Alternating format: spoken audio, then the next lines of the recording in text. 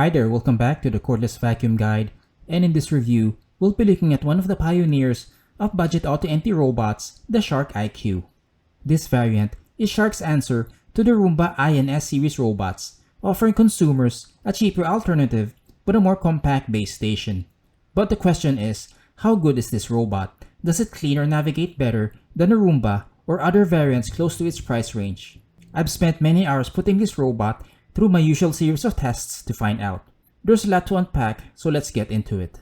First, let's go through the features, and I'll start with its design. The Shark IQ has a round frame with a camera sensor on top, its primary navigational sensor. It's Shark's first robot vacuum with smart navigation, meaning it will move in straight lines.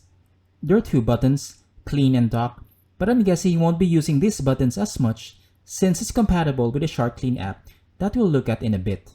Underneath, it's got two side brushes with a unique single-pronged design. Shark slowed down its rotation so it doesn't scatter as much debris as other brands. Another unique feature is the main brush with these yellow fins similar to the Shark Vertex cordless vacuum I've tested previously. Shark says its brush roll is self-cleaning with these combs underneath that untangle hair strands. I've tested these combs on 5 and 7-inch strands, and we'll share the results later in this video. There are two main Shark IQ options, the XL version with a 30-day capacity and another variant with a smaller base station volume of 15 days. The latest Shark IQ Auto Empty Dock has a redesigned dirt container that slides in and out from the side. One advantage of this new design is it has less bulk than the earlier version, where the whole upper assembly, including the handle, comes off. The IQ self-empty base station utilizes a vertical port right here that connects to the robot's rear slot. Since it uses a vertical port, Shark recommends using the Shark mat if you're using this on carpet to minimize alignment issues with the connecting ports. All Shark IQ auto-empty docks utilize a bagless system, meaning it functions like a traditional stick vacuum where dirt is stored in a plastic container and not a bag, which most other manufacturers use. Not having a bag means fewer recurring costs since there's no need to purchase replacement bags. But the cost savings comes at the expense of allergen exposure when emptying it.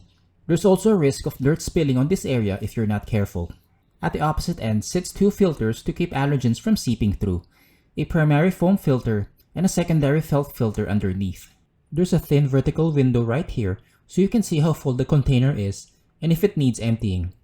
I like that the base station is compact with a handle, making for easy transport on different floors if you live in a multi-level home. However, the downside is the Shark Clean app saves only one map, which defeats the purpose of this portability. Shark relies on a top-mounted camera, gyroscope, and floor sensors for navigation. It moves in straight lines in the direction of the base station. Having SLAM means it can track its location and resume cleaning afterward if the battery runs low without finishing the cycle. But relying on light means you'll need to keep the lights on to function, which is a stark contrast to lighter-based robots that don't need light since it uses a laser sensor. Navigation is efficient, taking around 18 minutes to complete one cleaning cycle. You can see the benefit of the slow rotating brushes in this experiment as they didn't scatter much debris. It did well picking up most debris in the middle portions. However, one negative aspect of the slow rotating brush is its performance at the edges, which is subpar. You can see in this clip it didn't pick up well, leaving trails all over. This is confirmed in the edge cleaning test where it left this much debris. It did well moving around tight spaces, even around a maze of chair legs. Only once did it wedge itself on this office chair, so keep your eye on this if your home has such furniture. While it was efficient, it lacked thoroughness as it only went around the area once. There wasn't any difference with the extended run feature on, at least for this small room, since it took around the same time to complete the run. Airflow is very decent, ranging between 14.87 and 18.87 CFM. There isn't any difference between the eco and normal settings, so you can use these modes on hard floor, and it will have enough for cleaning light debris. Cleaning performance on hard floors is excellent, better than the Roomba i6 Plus and i3 Plus, its main competitors, but slightly worse than the Yeti Vac Station. The slow rotating side brushes are a factor why it did well picking up debris on this surface, since it didn't scatter as much around.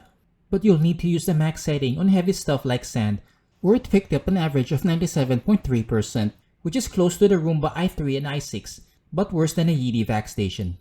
The self-cleaning brush roll did well resisting tangles at least from 5-inch strands, picking up 99%, but not so well with 7-inch strands, picking up only 36%, with most of it wrapping on the brush, triggering an error code. So the anti-tangle feature works only on shorter hair strands, but not so well with longer hair. Cleaning surface debris on carpet is another pro, picking up a high percentage. The results are very close with its competition, both the Roomba and Yeezy Vac Station. However, it lags behind with deep cleaning, picking up an average of 75% of embedded sand on mid-pile carpet in 2 tests. Even with the high-end airflow, the Shark IQ doesn't make a lot of noise. It ranged between 62.3 and 64.8 decibels, which is one of the quieter options I've tested so far. The Shark IQ is compatible with the Shark Clean app, and I'll quickly go through the most helpful features. Foremost is the map saving feature, but it can only save one level. Since this robot relies on a camera sensor, you'll need to turn on the lights for visibility. Doing the mapping run with the lights off will hinder the map creation process. I've read reviews about this robot taking many runs before the complete map is drawn successfully. But it wasn't the case for me, maybe because of the smaller layout. It took one run to create, and once you've saved the map, you can assign rooms by drawing these boxes. Once you release the box, it wraps around the area automatically. Room naming is also available, but only from a list. Users cannot assign custom names. Creating rooms also unlocks selective room cleaning, where users can select a specific room to vacuum. The Shark Clean app also has the no-go zones feature, or box zones, preventing the robot from entering these areas you specify on the app. Honestly, I prefer using this feature over the magnetic tape that also comes out of the box, which I think is too old-fashioned. Evacuate and resume tells the robot to return to home base to empty its dustbin after 30 minutes and resume where it left off. It's ideal for cleaning filthy areas to avoid overfilling the dustbin. Recharge and resume instructs the robot to resume cleaning after recharging if it didn't finish the run previously. This feature is handy inside large home where the 60-minute runtime won't suffice. Extended Clean will use the remainder of the battery on a run to continuously clean targeted areas to improve coverage and cleaning. I've tested this extensively, and at least for my experiments, I didn't notice any difference with this and a default run. Lastly, there's the scheduling feature. One thing unique with the Shark Clean app is it enables users to schedule runs once on 3 distinct time frames: morning, afternoons, and evenings. To conclude this review, the Shark IQ is an excellent budget auto-empty alternative with comparable cleaning performance to the Roomba i3, i6, and Yeezy Vac Station. However, it slightly lags with deep cleaning, and a self-cleaning brush won't work as well on longer 7-inch strands. I've seen negative reviews about the map not being drawn even after numerous runs, but that wasn't the case for me, and I'm able to save the map after a single run. I'm not sure what the issue is. It could be the area size or algorithmic problems in older app versions. Whatever it is, I'm hoping the latest app version has solved this issue, which was the case for me. Let me know what you think about the Shark IQ in the comment section below.